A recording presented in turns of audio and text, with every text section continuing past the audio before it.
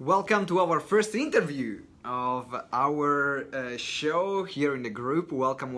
If you're watching the replay, thank you for watching. Today we are going to be joined by Hannah Xu on how to save money with your taxes in particular, and how to keep more money in your business. You will absolutely love it.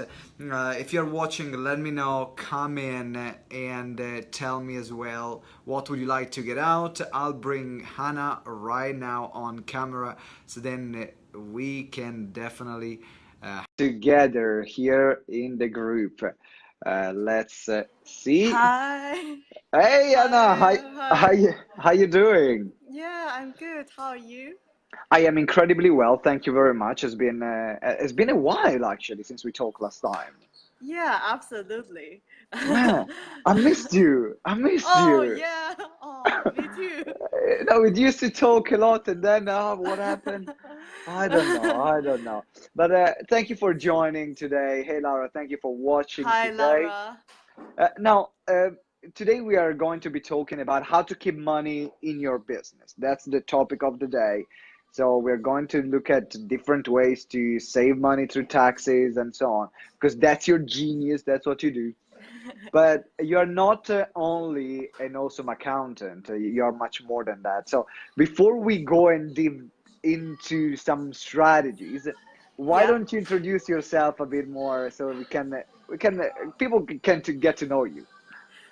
Okay. Yeah, sure. So, hi, everyone. I've probably been kind of active for a while in the group. My name is Hannah.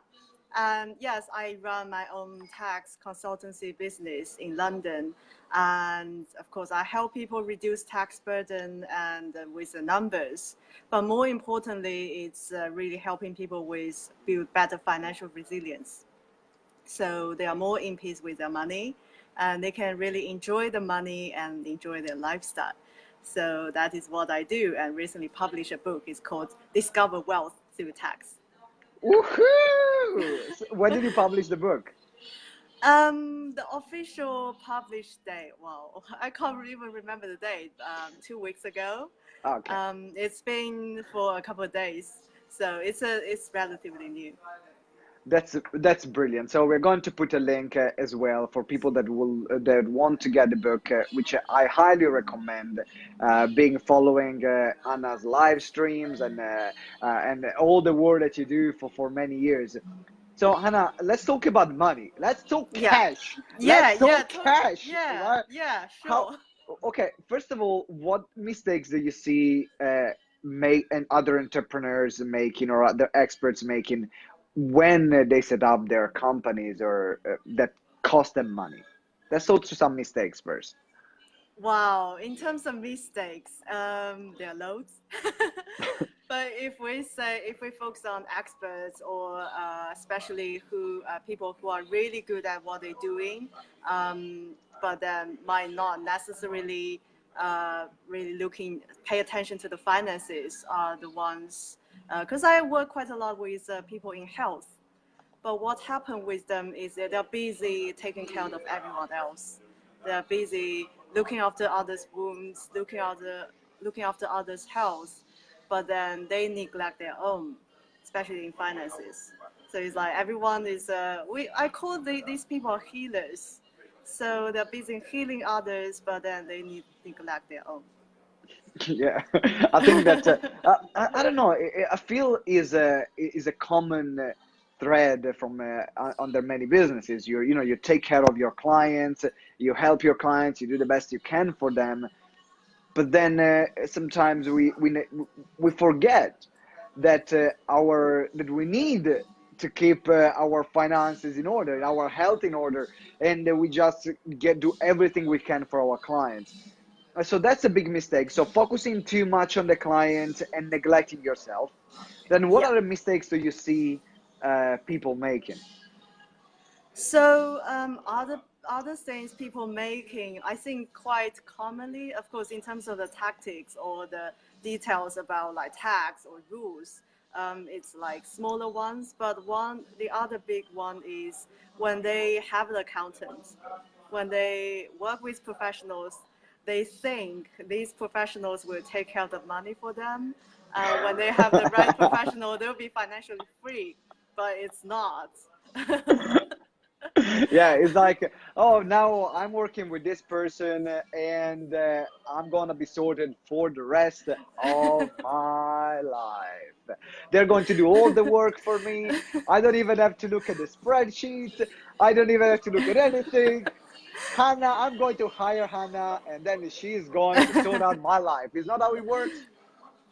Well, that's one of the biggest mistake. Yes, actually, when you are relying on your professionals to take care of this area for you, you're actually giving the power away, because eventually it is your business and it is your money. So of course we bring in the expertise. We know the rules, take care of the details, take away the time for you, so you don't have to so you can really focus on the clients and without neglecting the other area. But then in the end, you are the decision maker and you still have the financial power for yourself. I think this is a big thing on the entrepreneurs. As entrepreneurs, we just don't want to look at that money. I mean, we do what we do it for our clients, we do it for our lifestyle, we do it because we want to have a lot of money. But when it's coming to checking our money regularly, I remember it took me a long time before I got into the habit of knowing how much money I have on a daily basis, know how much money I'm going to make in the next 3 months or in the next 6 months, and having that financial awareness. And I still have people behind my back say, Simone, check it out. And and you know, it was an eye-opening moment when I hired an accountant, and I was there thinking that this accountant was going to sort out all my problems, and apparently he didn't do a great job. So when we had a chat with another accountant, because we realized that literally our tax bill was supposed to be like £12,000 more than what we should have paid, just because of how the first accountant set up the company. And I remember when the other accountant came on board and said, "Oh my God, like why have you set up the company in that way?" And it was our mistake. We didn't take responsibility.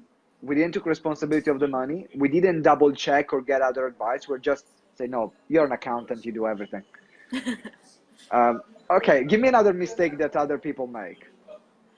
Other mistakes, well, one, I think for entrepreneurs or the startups, there are two types of the people. One is very, very cautious. So some people are very cautious and then very careful. They're checking everything. But there are some people just, oh, whatever. So other mistake is they don't check in themselves. So they don't really look at the guidance. They probably have a thought about something, but then they've been carrying on. I think that's, again, it's probably not all their fault, but they are not properly informed.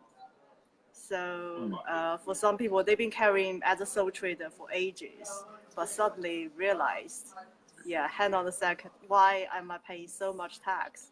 Actually, I'm better off just to restructure the business. Yeah, so they don't know what they don't know. All right. So one is that is also lack of information and lack of the right things to do. I don't know what's available. I don't know what's the right thing. Okay. So let's now transition to what can we do Yeah, to keep this money? Because I don't like. I mean, we work so hard. We yeah. work really hard. We work long hours. Me and you, we do the same. Or everyone else in this group is working hard to make things happen. And the thing that you don't want to do is just to throw away the money like you don't care, and you work so hard it's just for peanuts. So Hannah, what can we do to keep that money? Tell me. Well, I would say keeping the money is both an art and a science.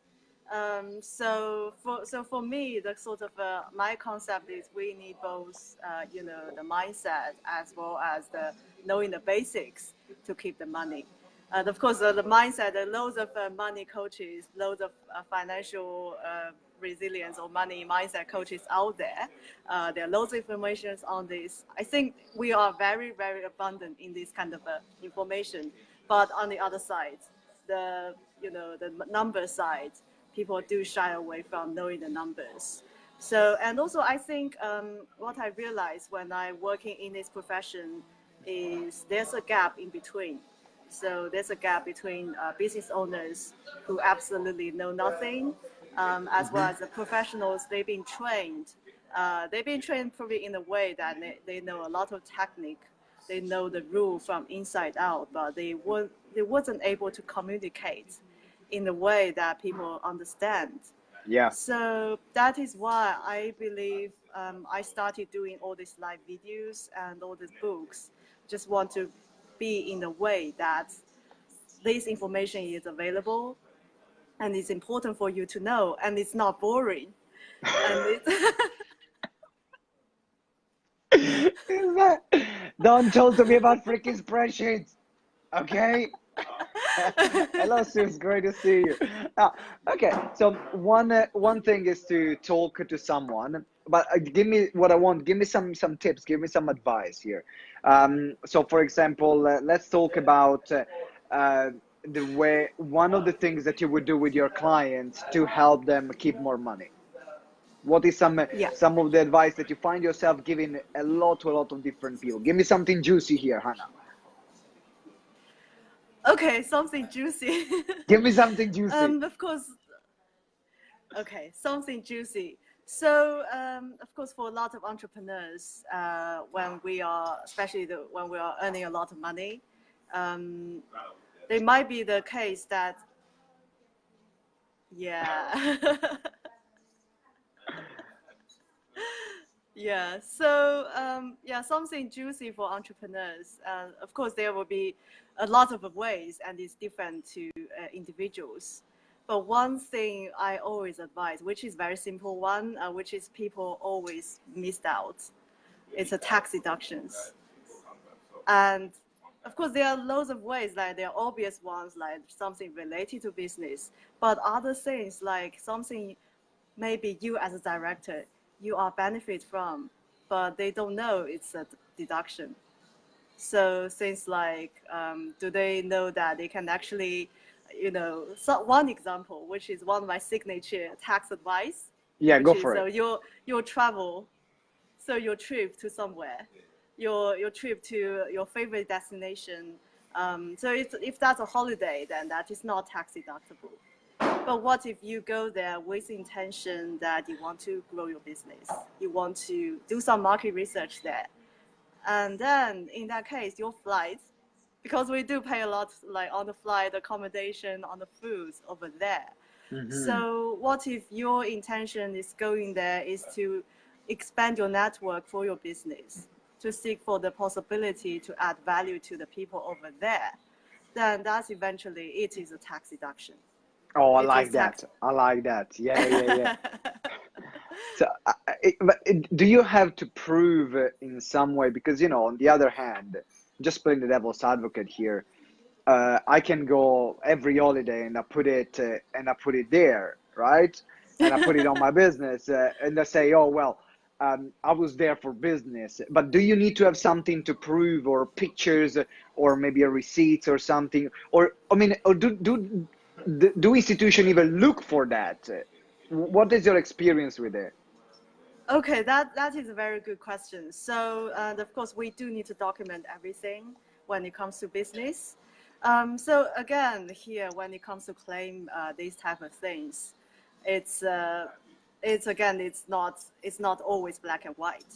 So first of all, I would say don't try to do anything for the pure purpose of reducing tax. Or we put in other way that don't let the tax tail wag its dog. So if that's just a holiday, you want to relax, then just let it go. But if that's something that can be justifiable as a business, for instance, if you go there and you want to do some networking, I think it sometimes become very natural for entrepreneurs who want to do some networking Yeah, it's and talk normal. about business. It's normal. It's normal. So yes, of course, you need to prove that you did some homework up front to look out for the networking events. And then when you get the receipts, which is related to business, make a note. What is that about? Um, yes, make a note. What is that about? And say, for instance, if you are having a meeting with a potential partner, talking about business, and you have the receipts, and just make a note that who you are talking with and what that's regarding to. Oh, I like that. So I like this. everything, yes, everything in black and white. Yes. Perfect. So even sometimes I would go on holiday and we shoot some videos that I would do. For example, I went on the Yeah. cruise. Oh, Yes. damn it! I didn't put the cruise as an expense, but I did all the Of videos. course. I Yeah, could put the that's cruise. that's that's part of branding, right? Oh my God, I didn't think about that. Such an idiot. I do it all the time. Oh, that's good. So I need to put all the expenses on the cruise. That was a lot of money, the freaking cruise. So I like that. I like That that. is a lot of money. Yeah, yeah. That is if that's part of your business branding. Of course, somewhere it doesn't have to be the formal document. It can be either just your business plan or some informal document saying having the picture down on the cruise. It's part of branding. Oh What your yeah, brand yeah, about. You want absolutely. to appeal to the high-end client. So have things in black and white as much as possible. I like that. Okay, so one is wherever there is some business opportunities created, even claim travels, holidays that you do, as long as you can make a link, a strong link between the holiday and the business purposes. Okay, Yeah. give me one more tax advice, and then I'm going to ask you some other questions. Give me one more tax advice. Okay, the other one, which is another signature one. So for people having cars, so I have a car. normally, Yeah. yeah. So normally, if you buy the car, a lot of business owners, what they do is buy the car. They use both for personal as well as for business. So of course, for car tax planning is another theory. For some people, they might consider putting the car in the company because of very low emission car. So they get more tax deductions on the company. That's Hmm. one trick, but that's more standard. That's not part of my signature. That's more standard. Okay, give me another signature one. Give me Yeah, something. yeah, Well, that's what. give me something juicy. Give me something. We Yeah, know we like the juicier. yeah, that's what I'm going to talk about now. So what if you have a car and you paint your business logo on your car? You paint your business logo, the telephone number, the the website, and when you are driving around, that becomes a marketing vehicle. So people, yes, telling people about what you do on your car. And when people need it, they contact you. So that's a marketing vehicle. Oh, you know what? I need to create. I need to have the GTeX mobile. We Yeah. need to have the GTeX mobile. Oh, I need. Okay. Yeah, it's very similar to the, for some businesses, they have a van and they have all the logo, the telephone number. It's obviously it's a van what they do, Mm. and then there might be people straight away contacting them for the business. So that's Do you another know? Do you know, for example, Edward J.C. Smith? Ed Smith. Do you know him? at Smith. Oh yeah, Yeah, he's a speaker in the UK Champions yeah, Academy. yeah. Have you ever seen his car? I don't know No. if he still has the same one. Oh, he used to have a Mini, and this logo is with I think with a phoenix or an eagle. I don't remember. But yeah, this Mini was all completely branded. Champions Academy logo everywhere. I don't know if Yeah. he still has it. I need to ask him. But it makes a perfect point because I remember we went to a BNI networking meeting one morning, and he came in front of my place and he picked me up, and then we went together. And when I saw Yeah. the car, I was like, man, this is your branding everywhere there. So okay, I need a GTeX mobile. I need a GTeX mobile right now. Yeah. Uh, Now let's talk about. I want to ask you a bit more, and then we wrap up the interview. I want to ask a bit more to get to know you better for the people that are watching. If you're watching live, guys, say hi. If you're watching the replay, Hi. use the hashtag replay. and put all the questions that you have below, even on the replay, because we can answer your questions. So, question for you is: I know you have also other things that you do in life. You're not just run an accountancy firm, but also you do taekwondo, Yeah, yes, I do. and Yes. you're a very dangerous person.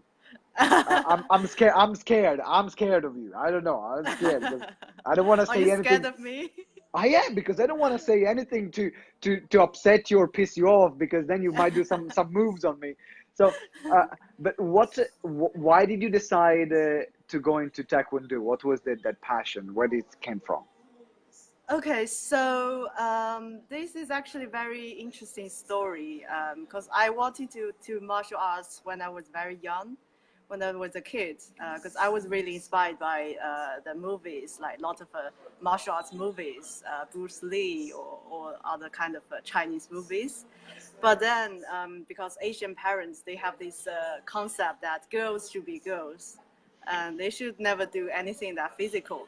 But I am a rebel. So that's part of the reason why I started business, because they never thought the girls should start a business. So Wow. yeah. So I didn't get to start until I was 18. But when I did, it felt so right for me. I think martial arts is not something make you more aggressive, but it's actually make you stronger from inside, and then to the point that you don't have to pretend to be strong from outside, because you are just that secure person, you are just a well-grounded person. So Yes. that's what I like about practicing martial arts, and also it's a healing as well in terms of your energy. So yes, that's why I absolutely love it. Oh, that's fantastic. So, for how long have you been in the UK now? 9 years. 9 years. So you Yeah. started, did you start your business in the UK, or did you start your first business in China? I only started in the UK from 2014. And how was, so you said that you started your business because also you were a rebel, and you went martial arts because you were a rebel.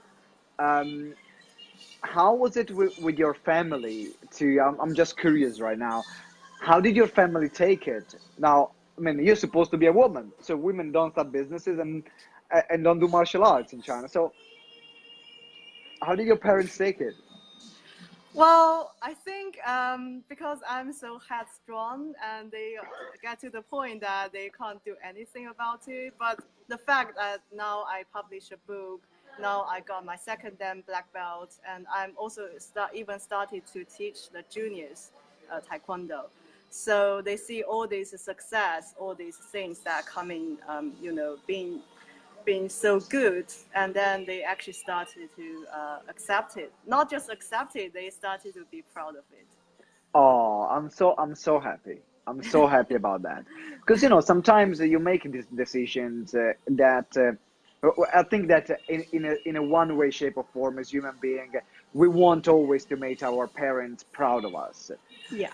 And unfortunately, sometimes parents don't approve the choices that we make, Yeah. because they have their plans that we want to follow.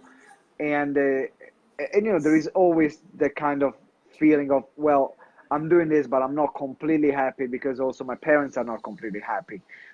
But I'm really happy that in your situation, actually, you were able to turn that around from what is she doing to, wow, I'm really proud of you, and now I see all the things that come up. So I'm really happy about that. And I think we can end this interview in this happy family note. Now, how can people buy the book? Tell us a bit more about the book, or even someone who wants to contact you and say, I need the best accountant in the world, and I want to work with Hannah. How can people reach out to you? Okay, so first of all, about the book, of course, I will put a link in the comments. It's very simple. Now it's on Kindle, and then it's on Amazon. So you know how Amazon work, and then that's how you get a book. You go now. What's the name of the book again? Discover wealth through tax. Discover Wealth Through Tax. I like the title. That's a very catchy title. Thank you. So I put in the way that is more based on the story or case study rather than just the theory. So it's really what people has done to reduce the tax burden and what's out there. So give you the comprehensive view. So you get to the point that you don't. Earlier I mentioned people like you don't know what you don't know. Either carry on as a sole trader or start a limited company. But I did have a case study on this to the point how an individual running a business as a sole trader and in which point that was the right time for him to start a limited company. So I do have a case study on that. So that's Oh, really. fantastic. I think, it's a question that a lot of people are struggling with, in particular when because a lot of people will start as a sole trader, but then they don't understand when is the right moment to switch into a limited company. I did the opposite way. I never, I started as a limited company, even when I wasn't making any money, because I didn't know. I just wanted It's to have a okay. company. It's okay. It turned out to be the right choice. It turned out to be the right solution, but I just made, but I didn't even know that it was an option. Actually, I think I started a limited company because I didn't even know that sole trader was an option. So it was, I was, but don't judge me. Don't judge me, please. Sometimes these things also, the other part is really trust your intuition, um, especially when it comes to choosing the right accountant working with you, working for your business. Really trust your gut. Is that the person the right one for you? Sometimes maybe your brain says yes and your heart says no. So that's what I always think. Trust your intuition when it comes to seeking for the right advice and right professional working for a business. That's brilliant, Hannah. And I'm sure that everyone is watching, if you're watching live or you're watching the replay. We're also going to put this interview on our podcast. So if you're listening to the podcast as well, then if you feel this connection with Hannah and they say, you know what, my heart says, I need to reach out to Hannah, make sure you reach out to her. Because also remember, if you don't reach out to her, she's gonna find you, and then she's black belt in Taekwondo. Jeez, I want to work with you. I'm gonna work with you just because I'm scared. At least I keep you happy. All right, Hannah. Thank you very much for joining in this interview in our group. And Explode Your Expert Biz group is the first one that we're doing, interviewing the Oh members. wow! Yeah, you Yeah, I'm opened it. honored. You Yeah, are the first one. You started yeah. a new trend. So, guys, if you're listening to the show on our podcast, make sure you jump on Facebook and join the Facebook group, Explode Your Expert Biz, same name of the podcast. If you are already in the group and you want to be featured, just give a comment below and we'll reach out to you to do our weekly interview. Hannah, thank you very much for joining us today. It's been an absolute Pleasure to be pleasure. here. Thank you. Have a great Okay. day. Yeah, have a great day. Bye. Bye.